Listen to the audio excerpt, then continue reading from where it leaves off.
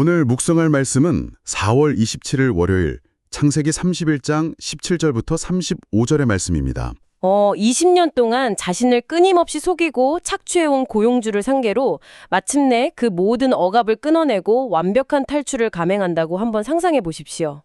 참으로 숨막히는 순간이겠죠. 맞습니다. 오늘 우리가 살펴볼 본문은 그저 단순한 이사나 귀향 장면이 아닙니다. 치밀하게 계획된 도주국이고요. 또 훔친 우상을 둘러싼 맹렬한 추격전입니다. 네, 무려 500km가 넘는 거친 길을 가로지르는 절체절명의 위기죠. 그렇죠. 성도 여러분, 오늘 말씀을 통해 인간의 끊임없는 기만과 속임수 한가운데서도 기어코 당신의 백성을 지키고 이끌어 가시는 하나님의 놀라운 섭리를 함께 발견하게 되기를 원합니다. 정말 벅찬 긴장감이 흐르는 본문입니다. 먼저 당시 상황을 머릿속에 좀 그려보았으면 좋겠는데요. 네, 아주 중요한 부분입니다. 아버지를 피해 도망치던 시절에 지팡이 하나만 쥐고 혈혈단신으로 하란 땅에 도착했던 야곱이었습니다. 그런데 이제 그의 나이가 대략 97세가 되었습니다. 세월이 참 많이 흘렀죠. 그렇습니다. 빈손이었던 그가 17절과 18절을 보면 처자식을 낙타에 태우고 거대한 가축대를 이끌고 있습니다. 여기서 낙타가 등장한다는 사실을 우리가 그냥 지나치면 안 됩니다. 맞습니다. 고대 근동에서 이 낙타는 단순한 이동수단이 아니니까요. 네, 막대한 부의 상징이었습니다. 그렇죠. 아브라함과 이삭의 시대에 언급되었던 그 엄청난 물질적 축복이 마침내 야곱의 삶에도 실질적으로 성취되었다는 강력한 증거인 셈입니다. 하나님께서 가나안으로 돌아가라고 명령하셨고 야곱은 지난 20년의 하란 생활에 마침표를 찍으며 귀향을 실행에 옮깁니다. 망칠 수 있었을까요? 그러니까 낙타떼와 수많은 양, 염소가 움직이는 소리나 그 먼지는 결코 숨길 수 있는 게 아니지 않습니까? 바로 그 지점이 참 흥미롭습니다. 야곱은 우연히 도망친 것이 아닙니다. 아주 철저하게 타이밍을 계산했습니다. 타이밍을요? 네, 19절을 보면 그때가 마침 양털 깎는 시기였다고 기록되어 있죠. 양털 깎기요. 사실 성경을 읽으면서 그냥 농번기인가 보다 하고 넘어가는 경우가 많은데요. 그러니까 이게 고대 근동의 양털 깎기는 우리가 상상하는 단순한 농사일이 아닙니다. 1년 중 가장 큰 경제적 수익을 거두는 거대한 축제이자 대규모 노동 집약적 행사였습니다. 단순한 양털 깎기가 아니었군요. 네, 주로 더위가 시작되기 전인 봄철에 이루어지는데 양떼를 물이 있는 특정 중심지로 수킬로미터, 때로는 수십 킬로미터 이상 몰고 가야 했습니다. 게다가 털을 깎는 데서 끝나는 게 아니라 가공하고 염색하고 직조까지 이어지죠. 그렇다면 라반은 이 중요한 행사를 주관하느라 며칠 길을 떠나 있었겠네요. 맞습니다. 그의 아들들과 식솔들 역시 대거 동원되어 집을 비운 상태였습니다. 그러니까 라반의 시선과 물리적인 힘이 모두 다른 곳에 쏠려 있는 1년 중 유일하게 완벽한 공백기가 바로 이 양털 깎기 시즌이었군요. 야곱이 그 기회를 정확히 포착한 거네요. 그렇습니다. 그런데 이 숨막히는 탈출의 순간에 도저히 이해하기 힘든 돌발 행동이 하나 발생합니다. 돌발 행동이요? 네, 19절 하반절을 보면 라헬이 아버지 라반의 드라빔을 도둑질합니다. 사실 저는 이 부분을 읽을 때마다 참 혼란스럽거든요. 지금 야곱 일가는 하나님의 분명한 명령을 듣고 출발하는 거잖아요. 그렇죠. 게다가 거대한 가축대와 짐들 챙기기에도 1분 1초가 아쉬운 긴박한 상황입니다.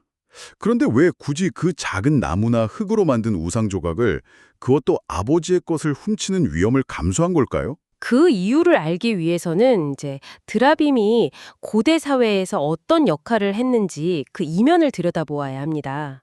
드라빔은 사람 모양을 한 가족의 수호신이었습니다. 수호신이요? 네, 집안을 보호하고 번영을 가져다 준다고 믿었고요. 때로는 앞날을 묻는 점술 도구로도 쓰였죠. 그렇군요. 이 상황을 좀 현대적으로 비유하자면 가족의 재산권을 보장하는 집문서를 홧김에 훔쳐 나오면서 동시에 그걸 매일 아침 운세를 전치는 요술구슬처럼 맹신하는 것과 비슷하다고 할 수 있습니다. 집문서와 요술구술이라. 상속권과 미신족 신앙이 얽혀 있다는 말씀이군요. 정확합니다.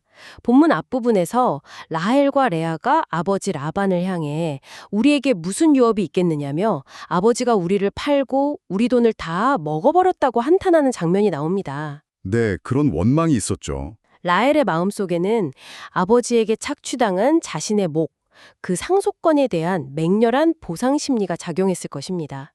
동시에 그녀의 신앙 상태가 여전히 하나님과 우상을 겸하여 섬기는 혼합주의적 상태에 머물러 있었다는 뼈아픈 증거이기도 하고요. 그렇군요. 결국 하나님의 약속을 전적으로 신뢰하지 못하니까 내 미래를 보장해줄 인간적인 수단, 즉 드라빔을 몰래 훔쳐서 안장 밑에 숨긴 거네요. 맞습니다. 그런데 성도 여러분, 이 장면에서 모세가 사용한 히브리어 원어를 살펴보면 정말 소름이 돋을 정도의 영적 통찰을 발견하게 됩니다. 19절에서 라헬이 드라빔을 도둑질하다라고 할 때 쓰인 원어가 바로 가나브입니다. 네, 가나브, 훔치다, 도둑질하다라는 뜻이죠. 그런데 바로 이어지는 20절을 보시겠습니까? 우리말 성경에는 야곱은 가만히 떠났더라라고 점잖게 번역되어 있는데요. 원문의 뜻을 정확히 직역하면 야곱이 라반의 마음을 훔쳤다, 즉 속였다는 뜻입니다. 아, 그렇군요. 놀랍게도 여기서 야곱의 행동을 묘사할 때 쓰인 단어 역시 동일한 가나브입니다. 오, 물리적인 물건을 훔치는 행위와 누군가의 마음을 속이는 기만 행위가 같은 단어로 겹쳐지는 거군요. 네, 맞습니다.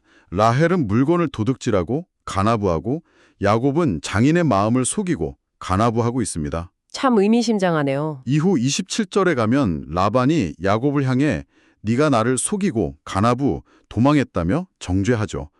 이 말씀은 지금 가나안을 향해 길을 나서는 야곱 일가의 영적인 주소가 어디쯤인지를 적나라하게 폭로합니다. 아직 온전히 다듬어지지 않았다는 뜻이군요. 그렇죠. 여전히 서로를 속이고 훔치는 불완전하고 기만적인 영적 상태에 머물러 있다는 의미입니다. 참으로 씁쓸한 데칼코마니입니다.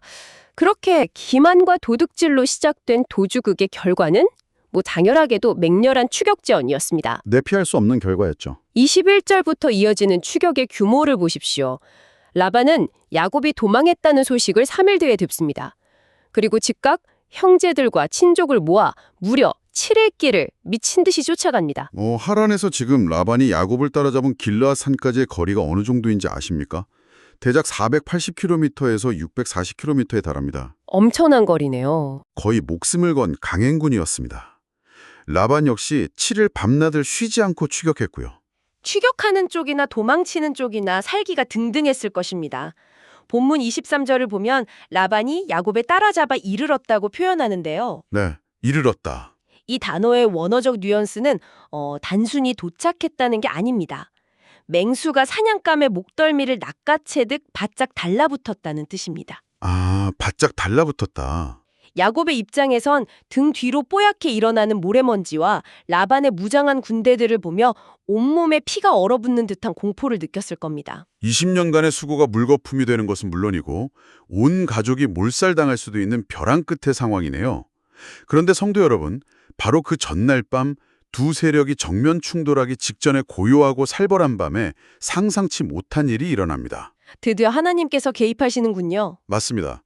온 우주를 통치하시는 하나님께서 라반의 꿈에 강력하게 나타나십니다. 24절입니다. 너는 삼가 야곱에게 선악간에 말하지 말라.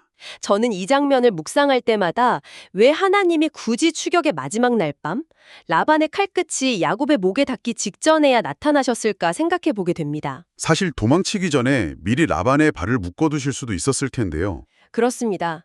만약 처음부터 도망이 순조로웠다면 야곱은 자신이 타이밍을 잘 맞추고 도주 계획을 잘 세워서 성공했다고 착각했을 것입니다. 아, 내 능력으로 해냈다고 믿었겠네요. 네. 하지만 생사가 오가는 벼랑 끝까지 몰려야만 인간의 모든 수단이 무력해지는 그 지점에서 비로소 구원이 오직 하나님께 속해 있음을 철저히 깨닫게 되기 때문입니다. 아멘입니다. 창사기 28장에서 베델의 돌베개를 베고 자던 야곱에게 내가 너와 함께 있어 네가 어디로 가든지 너를 지키겠다고 하셨던 그 언약을 하나님은 단 한순간도 잊지 않고 신실하게 이행하고 계셨던 겁니다. 하나님의 그 단호하고 엄중한 제재 때문에 다음날 아침 두 사람의 대면은 아주 기묘한 심리전으로 변합니다.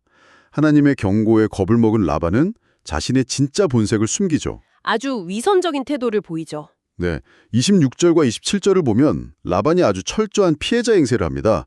네가 어찌하여 나를 속이고 내 딸들을 포로처럼 끌고 가느냐.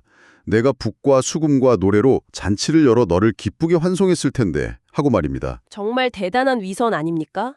성도 여러분, 라반이 정말 잔치를 열어주었을까요? 천만에요. 그는 축하할 탬버린이 아니라 살육의 칼을 들고 쫓아왔습니다.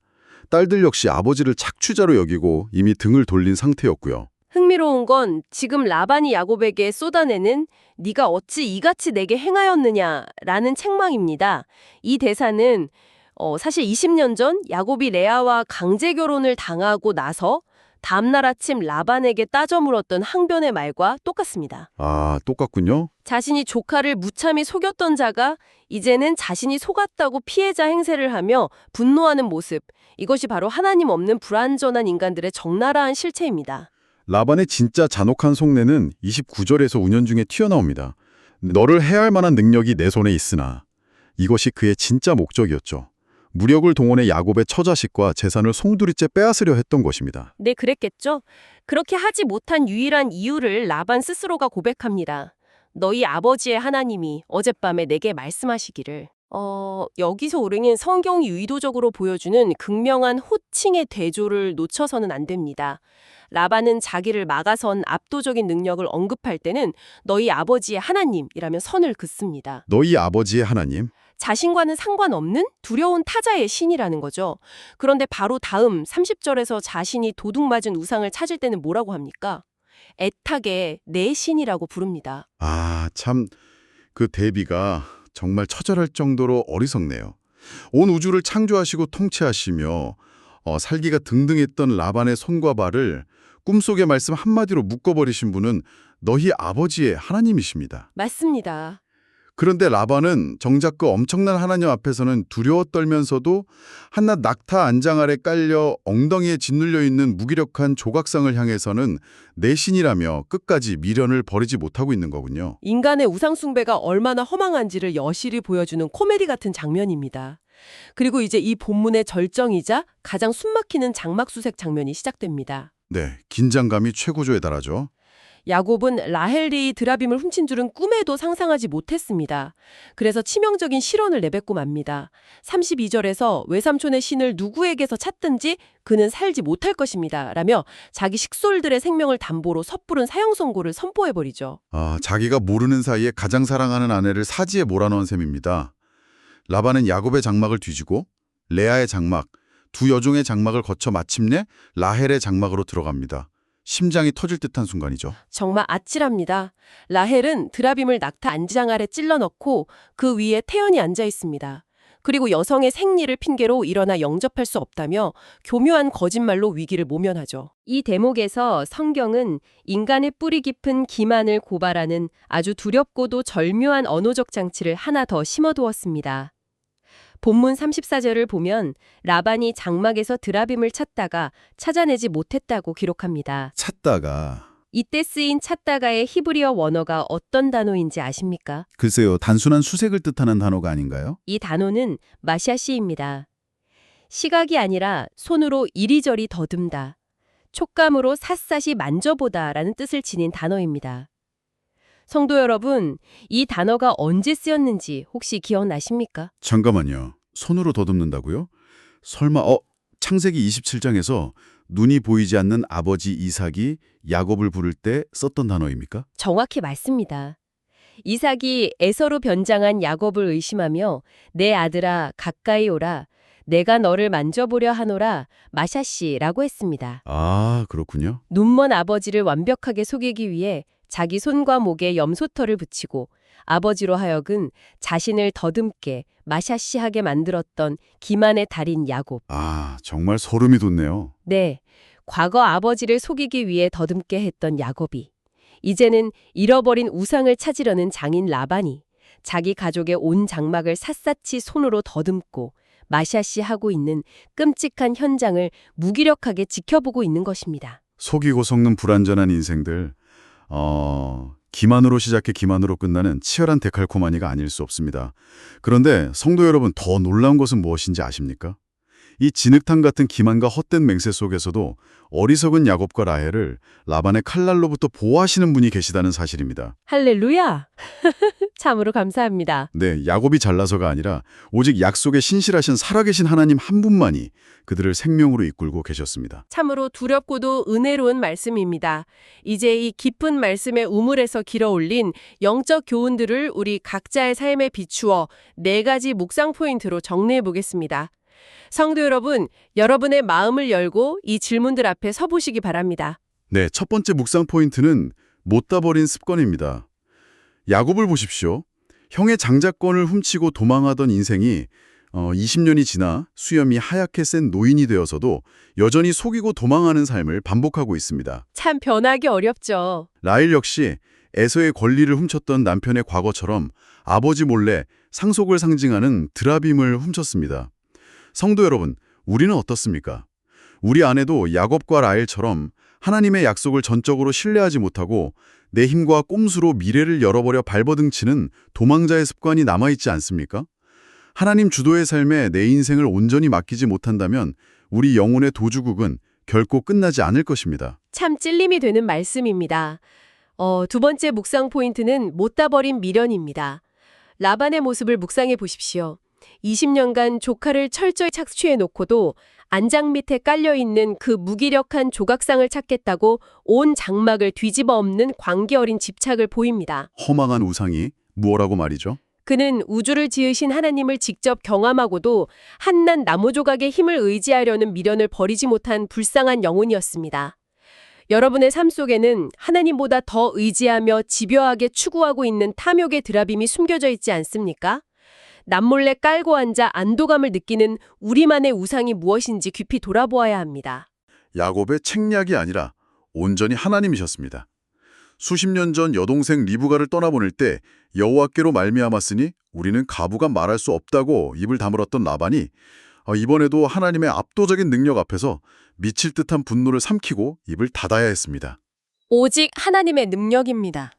등 뒤의 추격자들과 삶의 위기들로 인해 두려움에 떨고 계십니까? 주님은 당신의 주권적인 손을 펴서 우리 대적들의 입을 막으시고 친히 방패가 되어주시는 분이심을 신뢰하십시오. 아멘. 마지막 4번째 묵상 포인트는 얼떨결에 선포한 죽음입니다. 야곱은 순간의 위기를 모면하고 자신을 정당화하려는 마음에 훔친 자는 죽을 것이라는 섣부른 맹세를 내뱉었습니다. 그 교만하고 경솔한 말의 씨앗 때문이었을까요?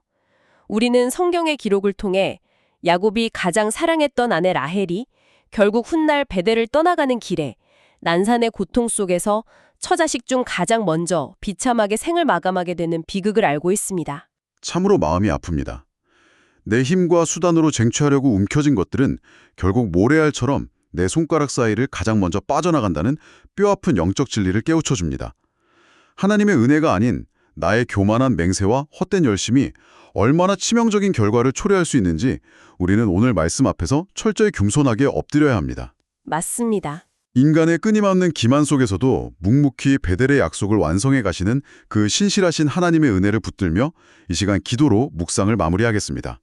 자비로우신 하나님 아버지, 참으로 부끄럽게도 우리는 늘 야곱처럼 불안에 떨며 내 방식대로 인생을 도망치듯 살아왔음을 고백합니다. 주님 불쌍히 여겨 주시옵소서. 라헬처럼 내 뜻을 이루기 위해 은밀히 세상의 우상들을 훑쳐 안장 밑에 감추고 라반처럼 헛된 탐욕을 향해 끝까지 맹렬하게 추격해가는 연약하고 불완전한 죄인들입니다. 주여 우리의 연약함을 용서하여 주옵소서. 주님, 우리 영혼의 장막 깊숙한 곳에 숨겨둔 인간적인 꼼수와 헛된 의지의 드라빔들을 이 시간 십자가 앞에 남김없이 내어놓게 하여 주시옵소서. 온전히 내려놓게 하옵소서. 끊임없이 쫓고 쫓기는 이 험난하고 불안한 인생길 속에서 내가 스스로 미래를 통제해 보려던 모든 주도권을 온전히 주님께 내려놓기를 원합니다.